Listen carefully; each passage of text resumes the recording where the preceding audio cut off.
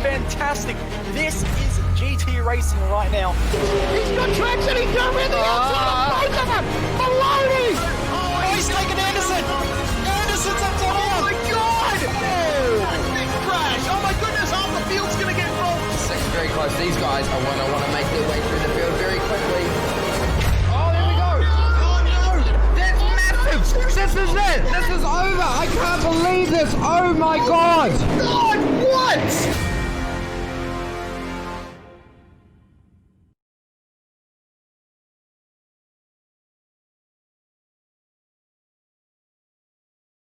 Very good evening, everybody, and welcome to SimSpeed TV for Week 6, Season 4 of the Just Send It iRacing series, the series where we get to race all different cars on all different circuits right around the world. This week, we're making our first visit to the Road America circuit since back in Season number 1, and we're going there in the Audi RS3 TCR car. Joining me in commentary tonight, it's a very good evening, as always, to Ryan Jones.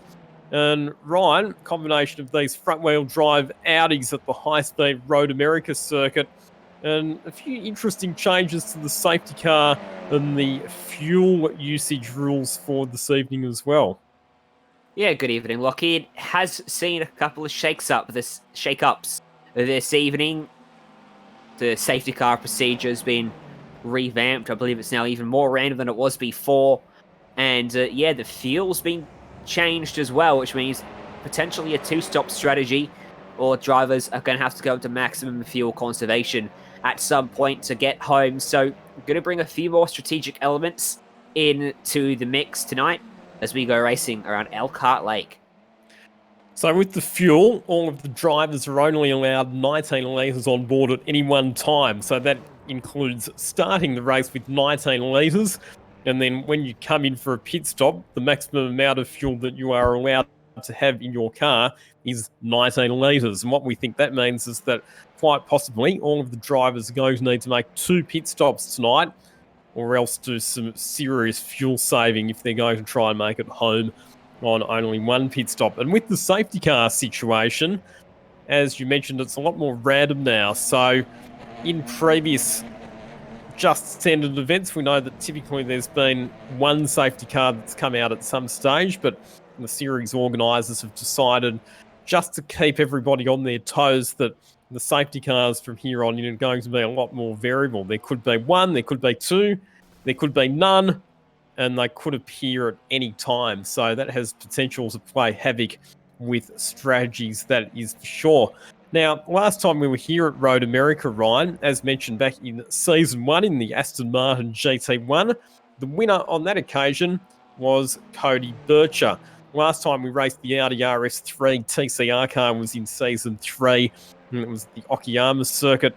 On that occasion, the winner was Jackson Suzlin Harlow, but the TCR car, the car that's fairly widely used in iRacing series here in Australia. And I know that you commentate the Australian Turbo Touring Car Series, which is run as part of the Aussie Car suite of series, which runs on Wednesday nights. So what can we expect with the TCR cars on circuit here at Road America tonight, Ryan? A bucket load of understeer is what we can expect. These cars understeer like a dump truck, and drivers are going to have to be careful when they pick up that throttle. As we take a look at the Road America track map, Jay was going to be extremely disappointed if he didn't get to use this little video he spent some time working on. We zoom in from above and take a look at the Road America track in all its Google Earth glory. You can see there the 6.5 kilometer circuit. Been open for quite some time now.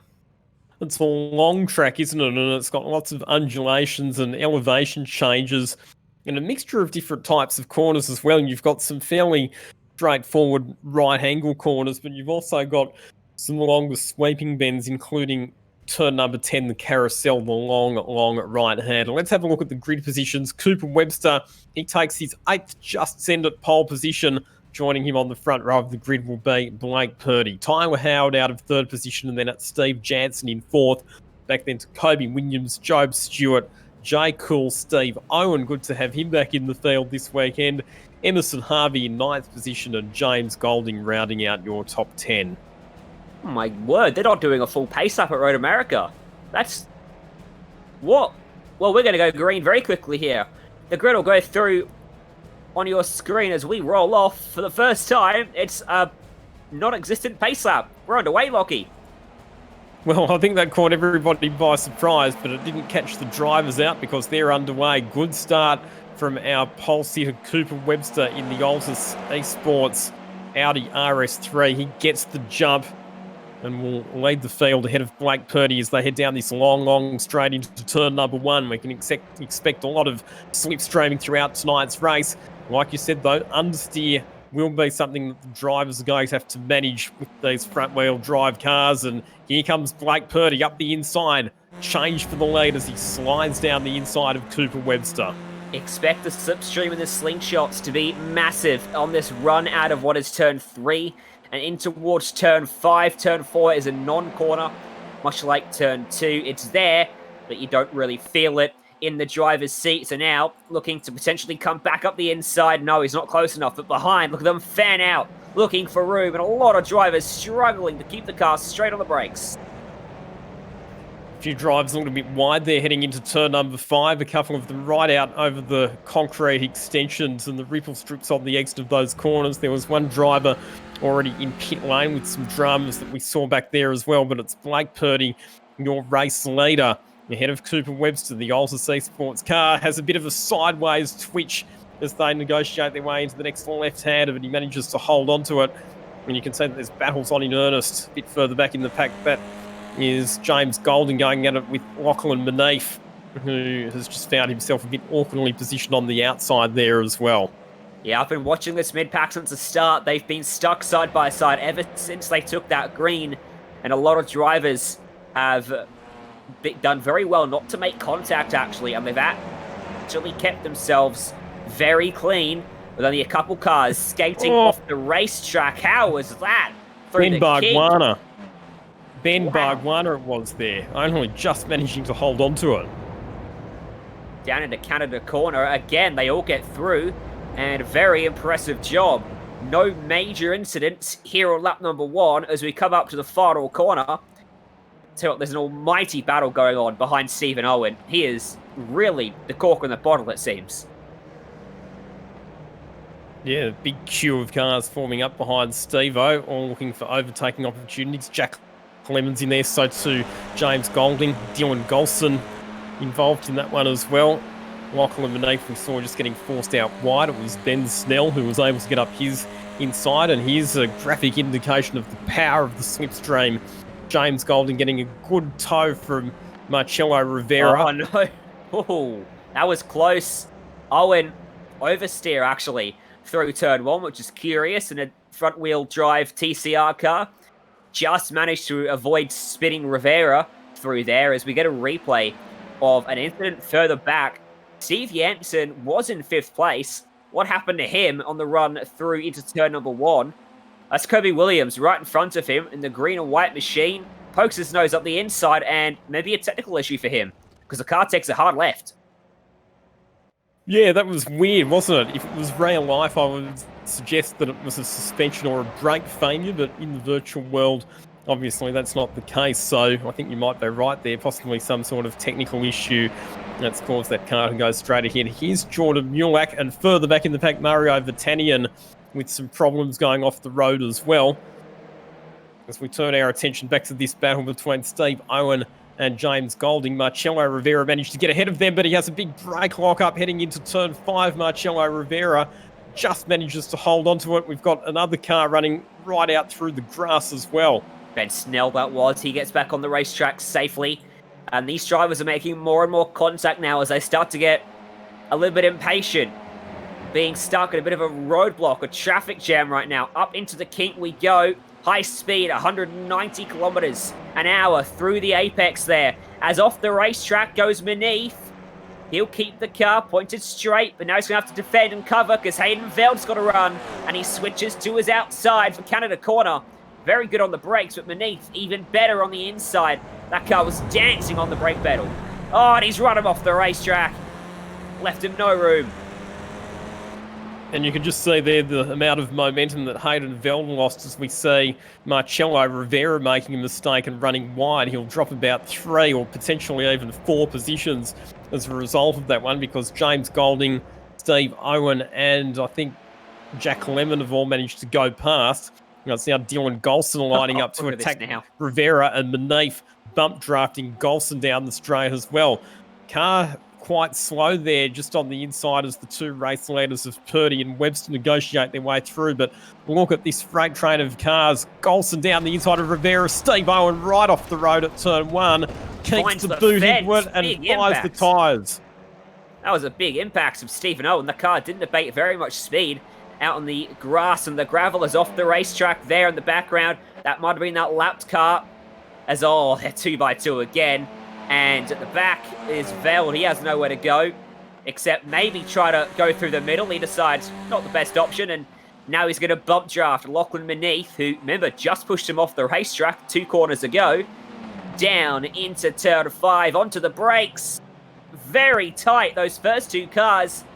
And running wide was Ben Snell. He drops 2 spots. Manif now into the back of Rivera and Golson. This is a truly amazing battle, Lockie.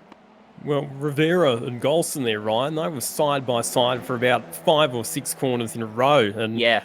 Golson finally managed to get the job done. Good respect being shown by those drivers for one another. Manif looks to the inside of Rivera into turn 5 as well. And we've got a couple of cars. I think that might have been one of the lapped cars getting Griffith. tangled up, with one of our race leaders there and ending up fired off into the wall. So Tyler Howard drops a little bit of time as a result of that. Oh boy, in live pictures. So that's a replay there. Rivera just drove around the outside of Golson, coming out of the carousel into the King. In fact, Golson might have an issue. He's very slow. Manif, Veld, Snell, gonna blaze on by. Surely an issue for that car. Yeah, that's a weird one, isn't it, for Dylan Golson? We'll have a look at the steering. That's the issue. Look at the front of that car. And I'll look at the steering wheel as well. It's not exactly tracking straight. And more issues for Tyler Howard. After getting tangled up with that lapped car, he's been belted from pillar to post and he's gone off the road altogether. Gets back on just ahead of Ben Bargwana, who has to go to the outside to avoid making contact. And there is Dylan Golson heading into the pits for some repairs.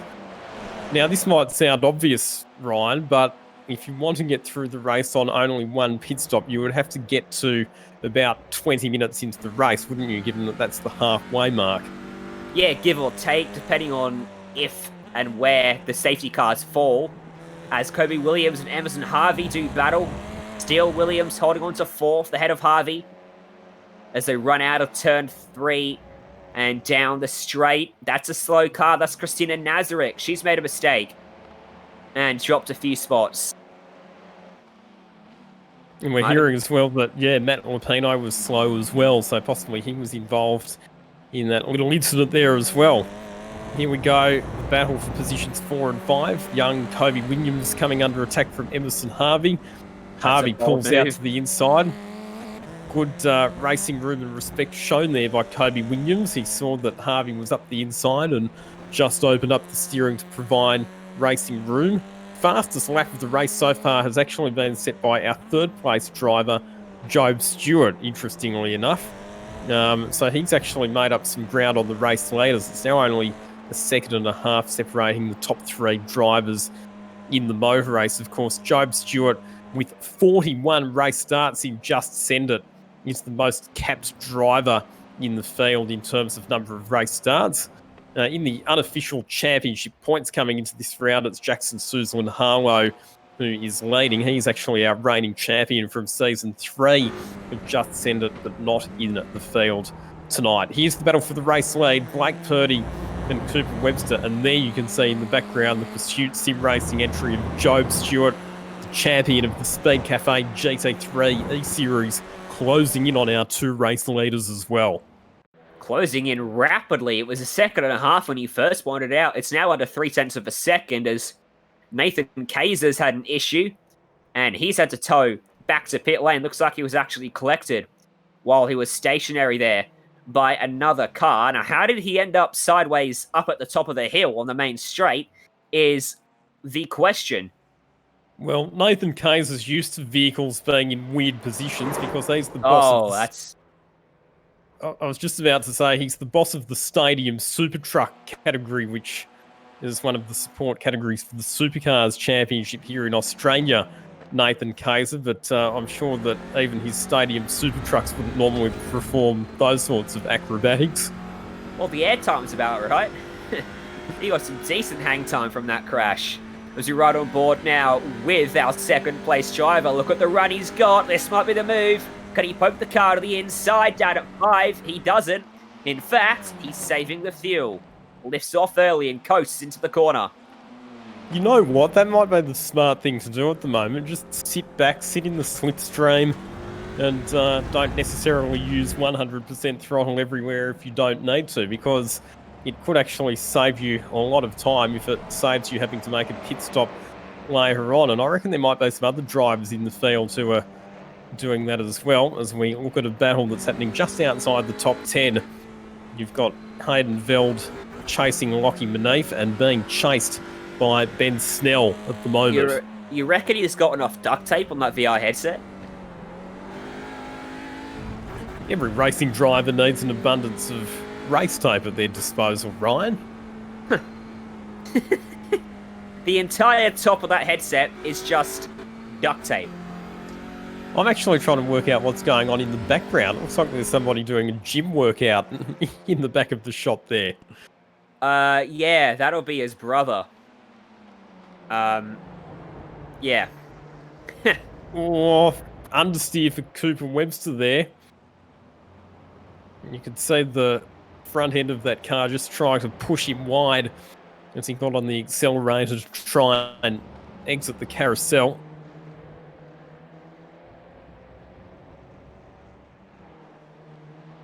And Job Stewart, once again, fastest lap of the race last time around, 2 minutes 20.8.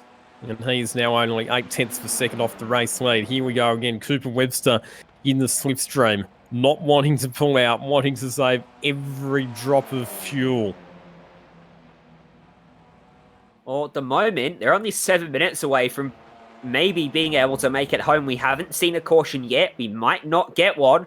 We might get 3 in the last 27 minutes for all we know. As Matt Lupino has decided he needs to make a pit stop. Tyler Howard, Andy Carey, Steve Aarons. A swarm of cars coming in on this lap then. So this might be the start of the beginning of the fuel window here. Yeah, although I still reckon that if you pit now, you're not close enough to the end of the race to be able to make it without having to stop again. Here we go. Emerson Harvey and Kobe Williams continuing their battle. Oh, very, very tight there as they head into turn number 5. But it is Kobe Williams who gets up the inside, and you can see Jay Cool involved there as well, sitting in 6th position.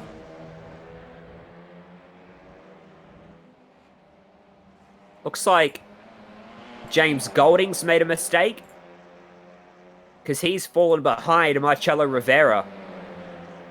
And he's now in front of Manif. He wasn't there when we looked earlier, was he? Not as far as I recall. He was up the road. Well, Marcello Rivera's actually made up a spot, I think you'll find. James Golding's last time around was a little bit slower, but not much than the times that he's been doing. So I think it was just the case of Rivera making up a position there. Okay. I stand corrected. On board with Manif. And as you look at the back of that Valvoline, GRM TCR in front of him.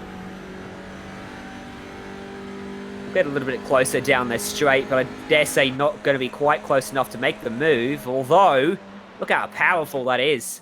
That extra speed he gets down the straight as a result of the front of the car not really coming into any air resistance, because the hole in the air is being punched out by that car in front of him.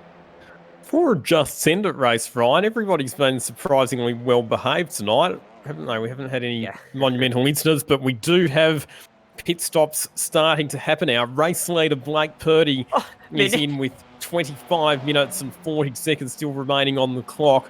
Surely he's not going to make it home from here. Can we get a replay of what Manif decided to do coming into pit lane? Or rather, not come into pit lane? Because he decided, yeah, I'm going to come. And then he decided, nah, I'm not going to come. Take a look at this. So, I don't know, he might have been basing this decision off what the drivers around him did. And he goes very early to come to pit road, and then maybe not. Over the grass. Just as well, it's not a Formula One or a supercar race, because if it was, then I'll tell you what, you would definitely be coming in for a tour through pit lane for a drive-through penalty next time around. Reminds me of Lewis Hamilton's pit yes, no, back in Germany a year or so ago.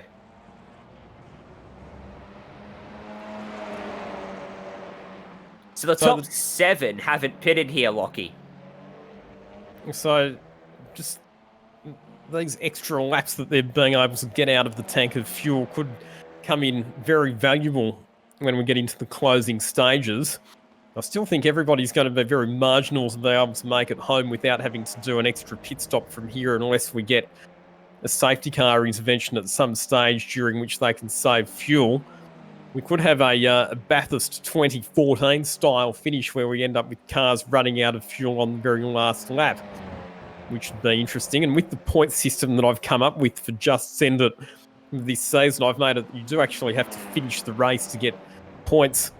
In true Just Send It tradition, I've come up with a new point system for this season where points actually get awarded all the way down to 50th position, but they only get awarded to cars that are classified as finishers. So let's see if Webster and Stewart, who change around, Stewart goes around the outside of him at the final corner. Stewart comes to pit road. Cooper Webster is going to go another lap. No way, he was leading, so he had no one in front of him either. Although he was behind Blake Purdy for quite some time, as everyone else comes as well behind. Golding, Manif, and the other one, Veld. So that's exceptional. So Matt Morris has not stopped yet either, but he's just been overtaken by Blake Purdy, who has stopped. So Matt Morris, does he come in this time around? He does. Yes, he does. So Webster, phenomenal fuel range on that car. Although the caveat does stand, he has to make it through the lap. He does, He might get run out halfway through. Last lap time around for Cooper Webster was 2 minutes 23.4, which is a good 2 seconds slower than ultimate race pace. So definitely Cooper Webster doing everything that he can to save those valuable drops of fuel, and all of that time that he's been spending in the slipstream of cars lifting and coasting, it might just play back into his hands with these extra laps or couple of laps that he's been able to get in terms of fuel range. So a lot of other cars, we think, unless there's another safety car, are probably going to have to stop again, but Cooper Webster is getting himself tantalisingly close to a position where he'll only have to stop the once. Meanwhile, those drivers that pitted earlier, Ben Snell, Marcelo Rivera, and have found a big gain over the guys they were racing. Kobe Williams looks to have lost quite a bit because he's fallen into the clutches of these guys now. Remember, he was running in 4th, dropped to 5th just before the pit stop phase, now sits in 6th, and about 3 seconds behind Emerson Harvey, who he was racing. As Snell and Rivera behind, and then Golding and Veld have both lost a bit to them. Manif, by the way, was stationary for an insane amount of time. So his race has been thrown down the toilet. I wonder if he accidentally took tyres or something during his stop, because it is quite a short race. You wouldn't actually think that you would have to be changing tyres.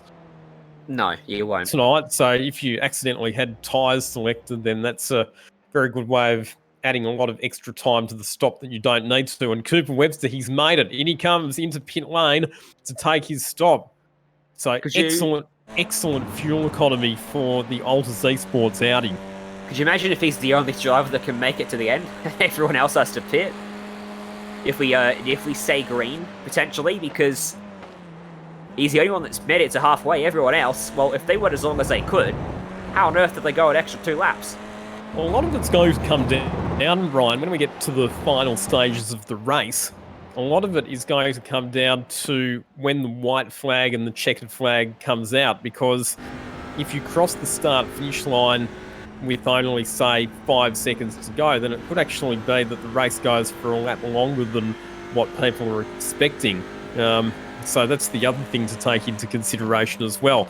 So there is Cooper Webster coming out. Now, he will come out a fair way behind both Blake Purdy and Job Stewart, but Cooper Webster is going to be 1 lap better off on fuel compared to Job Stewart and 2 laps better off on fuel compared to Blake Purdy. So even if all 3 of them have to stop again, Cooper Webster's final stop will be much shorter than the other 2 drivers. So Cooper Webster in a very, very good strategic position as a result of going those couple of extra laps. He is. Just looking at this battle here, Lockie, this is really starting to heat up. Williams just got back by Rivera, but Rivera wants back on by. Ben Snell wants a way through. Look out for James Golding on the left-hand side. There he is. Oh no, they're 3 wide. 3 wide on a turn 5, run up to turn 6. This corner's tricky, just side by side. They sort themselves out. They get through. Do they? Yeah, they do. Good job. Good clean racing between all 3 of those drivers, managing to pop out the other side without much in the way of panel contact and without any of them spearing off the road. Golding looking back down the inside of Snell. This is the contest for positions 7, 8 and 9 at this point. And interesting to note too that James Golding's actually stopped twice according to my timing, unless that's a timing glitch. Has that's to a be. glitch. Yeah, it is a glitch.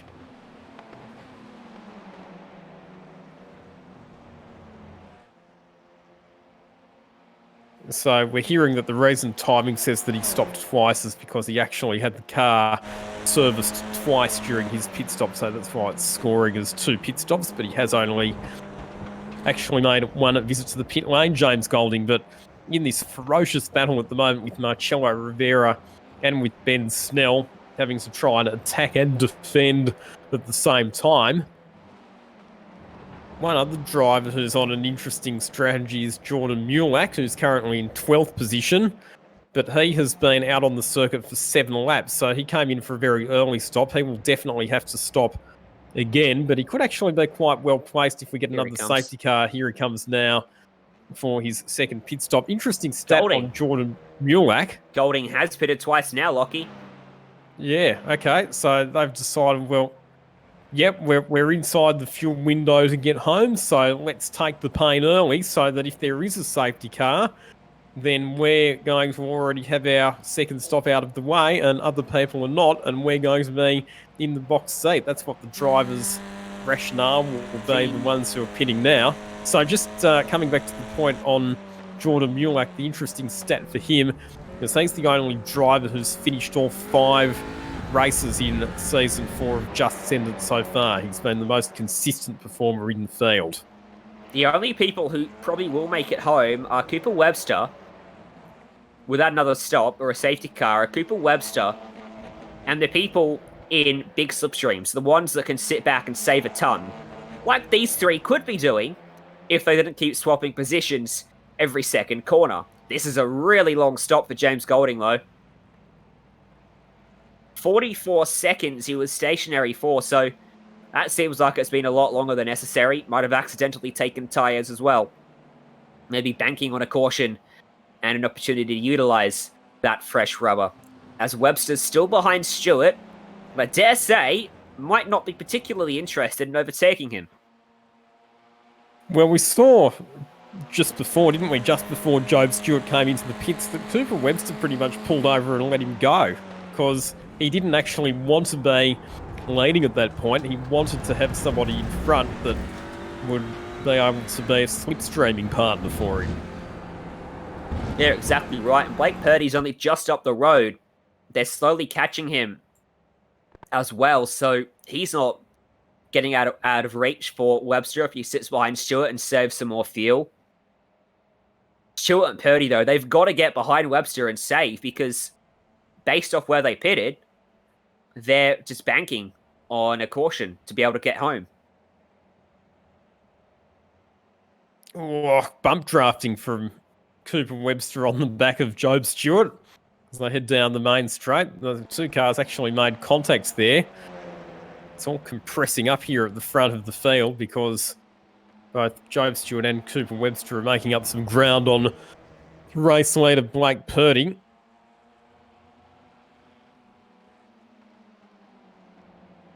Seems to be a bit of a timing glitch at the moment as well, involving Jackson Griffith. That's scoring him as having already completed 13 laps in the race, which is obviously not correct. So not quite sure what the story is there, and that's why on the totem pole on the left-hand side of your screen, he is scored as the race leader. That's obviously glitch, and because it's showing him as being 3 laps up, it will take a bit of time for that to sort itself out.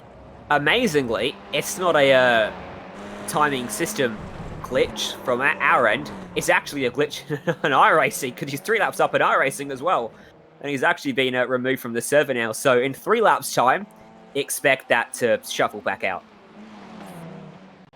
Normally in those sorts of instances, it's an issue on our end, Lockie, but that's amusing. I'm actually curious as to how he's managed to do that. So watching a replay here, Ben Bargwana in the TCR car. He's had a lot of experience in these cars lately. Ben Bargwana, we saw him competing in the Circuit XL E-Series. We also have seen him competing in the official TCR Australia E-Series. We saw him competing in the ARG Esports Cup as well. But Ben Bargwana currently down in 14th position as we ride back on board with Cooper Webster currently in 3rd position in the motor race behind Blake Purdy and Job Stewart. These top 3 cars all nose to tail.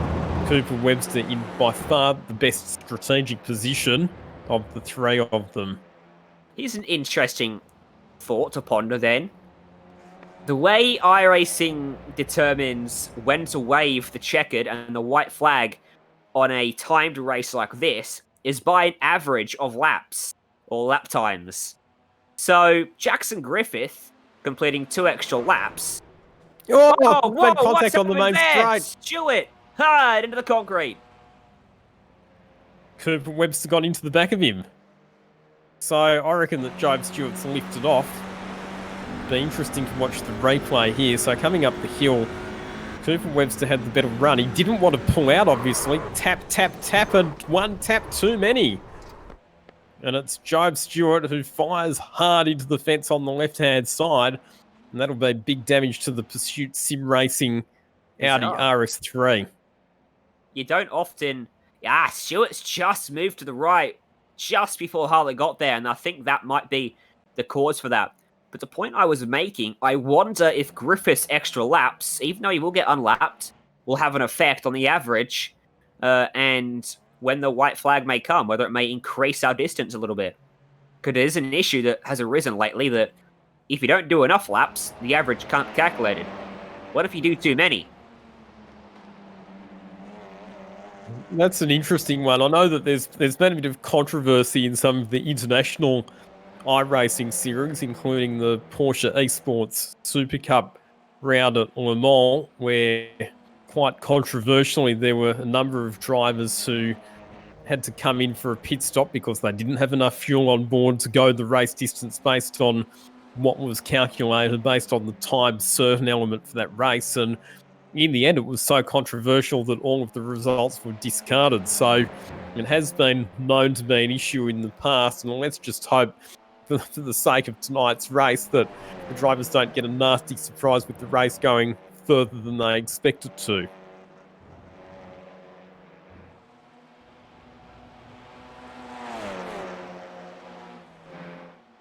Just looking at the... A good rule of thumb in that situation, Ryan, is that the race is not over until the checkered flag comes out. So even if you have to make an extra pit stop because you don't have enough fuel, you do what you need to do to get to the end of the race. Now, it's just as well for Cooper Webster that we don't really have very strict officials in Just Send It, because otherwise he probably would have been on the receiving end of a penalty there for making that contact with Job Stewart. It's never a good thing when you get cars making contact on a part of the track where you're supposed to be driving in a straight line, which is what happened in that incident before. And more pit stops happening as well. Jay Cool in the pit, so to Job Stewart, obviously with damage, Marcello Rivera, Emerson Harvey, Tyler Howard, all coming in. So a bunch of drivers all coming in for a second pit stop at this stage. Yeah, I feel the drivers that have pitted again have taken tyres by the looks of it, so I wonder whether this theme will continue. Remember, Manif took tyres.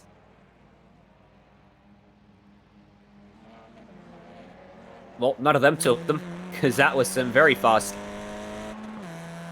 stops. Only a 6-second stop for Harvey. So for Harvey, it was just a very quick splash of fuel. No sign of any safety car yet. But you just never know. In Just Senate, it could be that it comes out very close to the end of the race and bunches up the field to give us a grandstand finish. Speaking of, Purdy and Webster for what will be the race lead, and soon, once Griffith drops down in the order. Still locked in battle. Meanwhile, those guys and girls that just pitted have come out in all sorts of pandemonium, as you would say, Lockie. Tyler Howard, Jordan Mulak, Christina Nazarick, all vying for the same piece of real estate down into turn 5. Jordan Mulak making a move up the inside. He's actually in a pretty good position, Jordan Mulak, because at the point of the race that he pitted for his second stop, he should be able to make it home on fuel from there. Looks like he's running the ex-Audi Super Touring replica livery on his car tonight. He loves the retro liveries, Jordan Mulak. Bit of action going on in this battle group, though.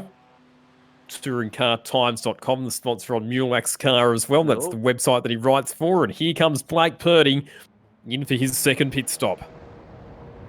Caleb Hydes then gets elevated to 5th in his battle with Lachlan Manif. I'll tell you what, Manif, where's he come from to end up in 6th place? He had a slow second stop last time I checked. He's only stopped once. Lachlan Manif. But he had a longer stop, didn't he? And I think he probably took tyres during that pit stop. Yes, you're right. He did pit just the once, and that was the slow stop he had. He took tyres. That's why he's gaining a lot of time, but he will not be able to make it home. There's no way. Unless, yeah.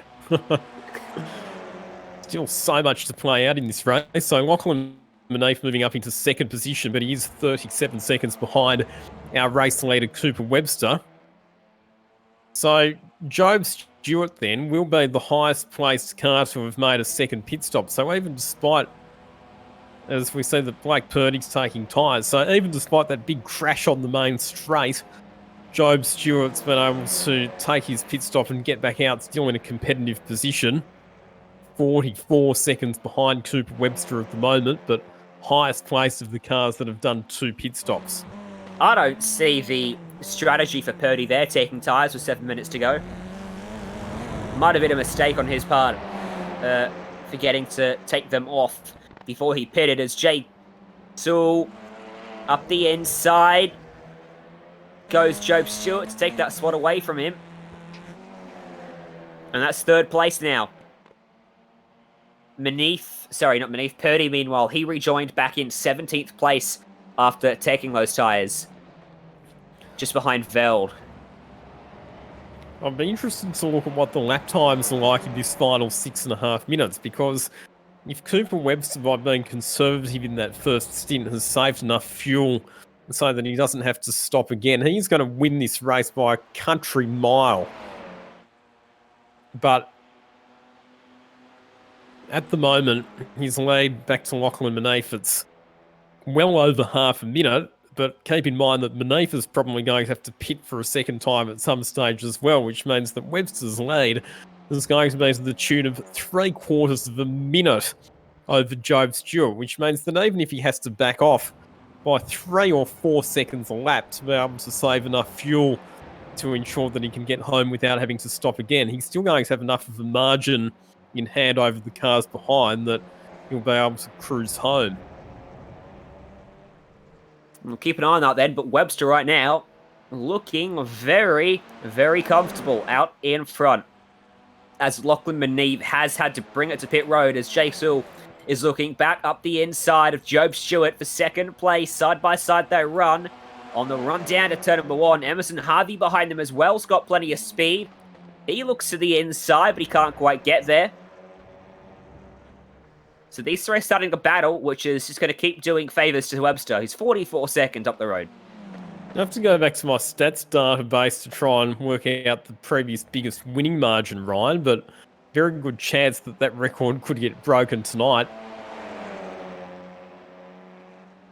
So with Maneve having taken that second pit stop now, which is in pit lane at the moment, it does mean that Webster's lead is now officially 45 seconds, and here are the cars battling over positions 2, 3, and 4. I think all three of them made contact there. Stewart's the meat of the sandwich at the moment.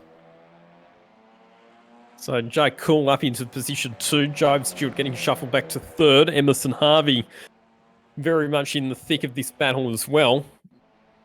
And if they keep battling one another, the next cars behind of Ben Snell and Marcello Rivera will catch up to them very quickly indeed. Blake Purdy's having a rough old time back in the pack as well. As Job Stewart lets you on board with the contact from his perspective. So he got caught on the outside for turn 5. And on the grass there. No way. Oh, that's a scary prospect. Side by side. Cooper Webster's in. Cooper Webster is into the pits. So he couldn't quite make it, Cooper Webster. He has to come in for a splash. This will be the world's fastest pit stop for Cooper Webster, because he'll only need a couple of milliliters of fuel to be able to get that car home. But there you go. There's the answer to the question. He didn't quite have the fuel range to be able to get home without having to stop again. But there's every chance that he could still come out in the lead of this motor race. Such was the enormity of the margin that he had. And there he comes back out onto the racetrack.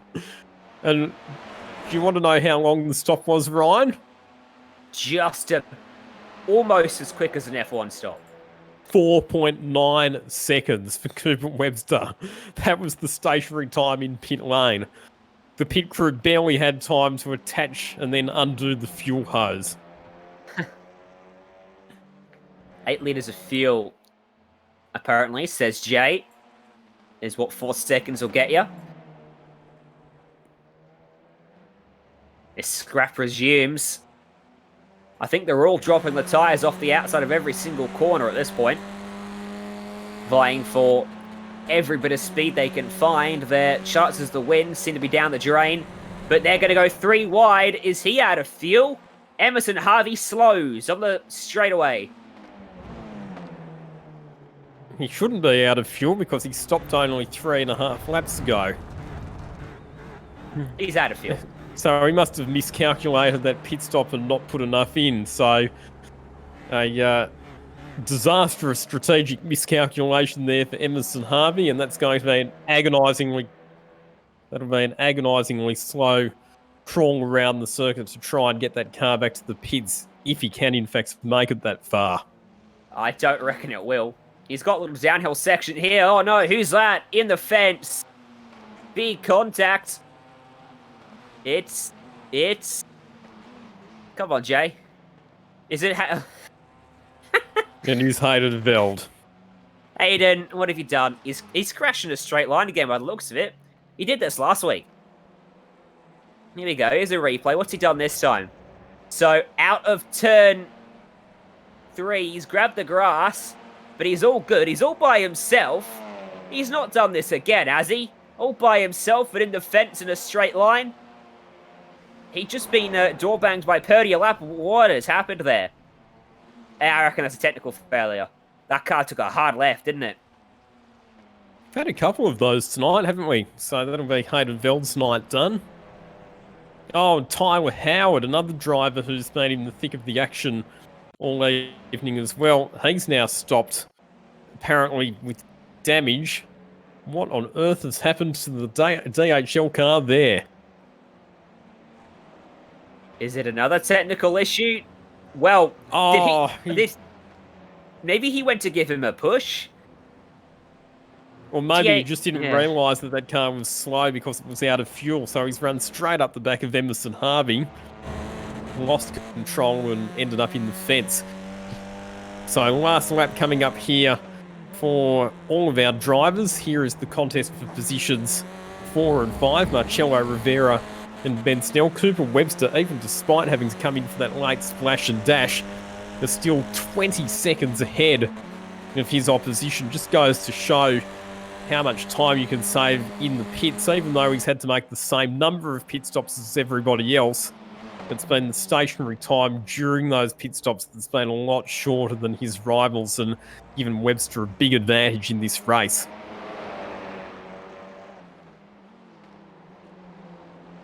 Bump bump. Morse code on the back of Rivera's car from Ben Snell. There's going to be a lunge at one of these corners. It's just a matter of which corner it comes at. Is it down here? No, it's not. Blake Purdy has returned to pit road. For a race that promised so much for Blake Purdy, it really hasn't delivered, has it? And he's going to finish down and outside of the top 20 positions. Remember the potential technical failure we mentioned for Hayden? Nope, I gave him the benefit of the doubt when I shouldn't have. He actually grabbed the handbrake by accident because, well, because it's Hayden. That'll Grab do the it. handbrake. Meanwhile, here comes Cooper Webster.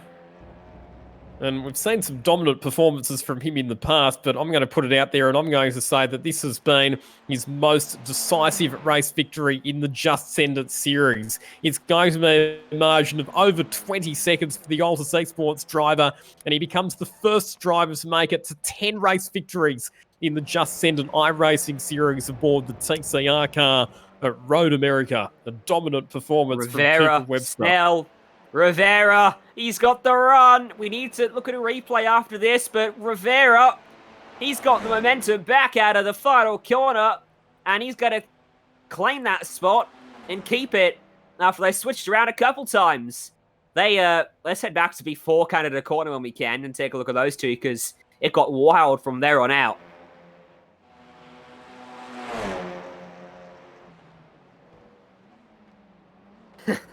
So lucky not to have a crash there. And then Snell managed to get his car to the inside for the final corner.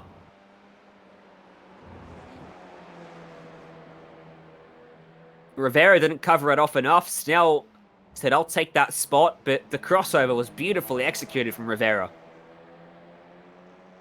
And then it was a drag race up to the finish line, and Rivera had the superior momentum, so he had just enough extra speed to be able to beat Ben Snell to the checkered flag, and the final margin between those two cars was only 0.13 of a second. Great finish between those two. Nice and clean as well. So there we go. That is, I can tell you, the biggest winning margin in the history of Just Send It. 21.3 seconds to Cooper Webster. Back to Job Stewart. So a dominant victory there for Cooper Webster. And like I said, it's the 10th race victory that he's achieved in the Just Send It series. Jay Cool gets home for the final podium position ahead of Marcello Rivera in 4th position. Ben Snell in 5th.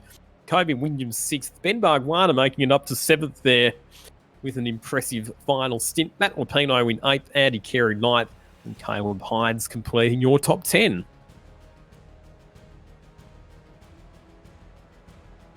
Lachlan Beneath came home in 11th. They had Eddie Bestwick in 12th. Harvey Price, Jonathan Bykoff, 13th and 14th. Dwayne Priest and Steve Aarons. Christina Nazarick, Jordan Mulak, who came up 10 spots in the end. Matt Morris gained 11. And Dylan Golson come home in 20th. Back over the page to Trent Stapleton, Ben Rothberg and James Golding. Blake Purdy, he was in the wars in the second half of the race. Emerson Harvey in 25th, back to Hayden Veld. Daniel Gray, Tim Mitchell, Tyler Howard, and Jack Lemon in 30th position. The rest of these drivers all retired from the race. Maybe just after Josh Haynes, Jackson Griffith, Cohen Attard, Bell, Harrison, Quass, Vartanian, Aish, and Kaiser. And then the final drivers to be classified: Steve Owen, Justin House, Steve Jansen, Joel Chigavazira, Sam Stride, and then, of course, Simon Black back there in 46th position, part of the administration team for the Just Send It series. Another good race, wasn't it? And that was a different kind of race to what we expect in Just Send It. It was a fuel strategy race. Indeed it was, and the safety car didn't make an appearance tonight, but the variations in fuel strategy kept us all guessing and certainly kept the drivers on their toes as well. So I think the new format works out very well indeed, and we'll be back next week on Tuesday evening to do it all again. Thank you for your company tonight, watching the Just Send It iRacing series. Ryan Jones joining myself, Lockie Mansell, in commentary. You've been watching it right here on SimSpeed TV. Until next time, it's bye for now.